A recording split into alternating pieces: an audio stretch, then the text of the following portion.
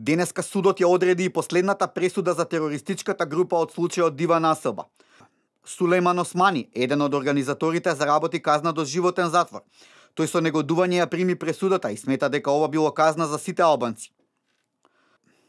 Нему му се судеше во посебна постапка за разлика од останатите обвинети, бидејќи тој една година не беше достапен за судот, откако и побегна на полицијата во моментот кога ја посочуваше локацијата на која било сокриено оружјето украдено од полициската станица во Гошинце. Вчера судот ги изрече пресудите на останатите обвинети, од кои 7 добија до животен затвор, 13 се обвинети на по 40 години, 6 на по 20 години. Овие пресуди предизвика огромно незадоволство како кај адвокатите, така и кај партиите на албанците. Адвокатот Асмир Алиспагиќ смета дека изречените пресуди се превисоки и дека пред повисоките судови ќе докажат дека обвинетите не се виновни за делата што се теретат. Ние како одбрана сметаме дека во една ваква ситуација ниту не се содржани субјективните и објективното битие на кривичните дела за кои што се обвинуваат.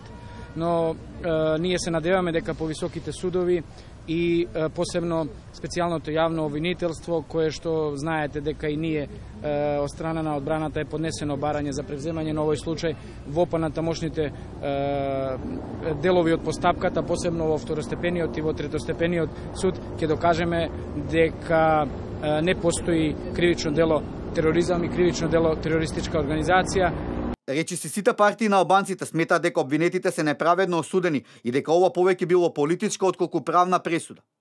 За Алијансата за албанците, пресудата е најголема осуда за албанците во историјата на Македонија, додека пак Беса виновник најде во Дуј, бидејќи секогаш кога тие биле на власт, албанците добивале вакви пресуди. Партијата на Ахмети бара да се вклучат меѓународни експерти во истрагата за обелоденување на сите нејасноти во случајот. Судскиот процес и доказите на протагонистите изнесоа на површина дилеми за организаторите и мотивите на овој тежок случај. Затоа граѓаните треба да ја дознаат целата вистина. Некои од доказите и материјалите со кои граѓаните имаа можност да бидат запознаени преку медиумите, алудираат на наводна вмешаност и на официјални представници на највисоките државни институции во комуникација со протагонистите на настанот. Пресудата за Дива населба предизвика револти на Косово. Тамошните албанци во пек и гнилање го запалија македонското знаме, извикувајќи погребни зборови. Палењето на знамето беше осудено од страна на македонското министерство за надворешни работи, додека пак засега нема реакција од косовските власти.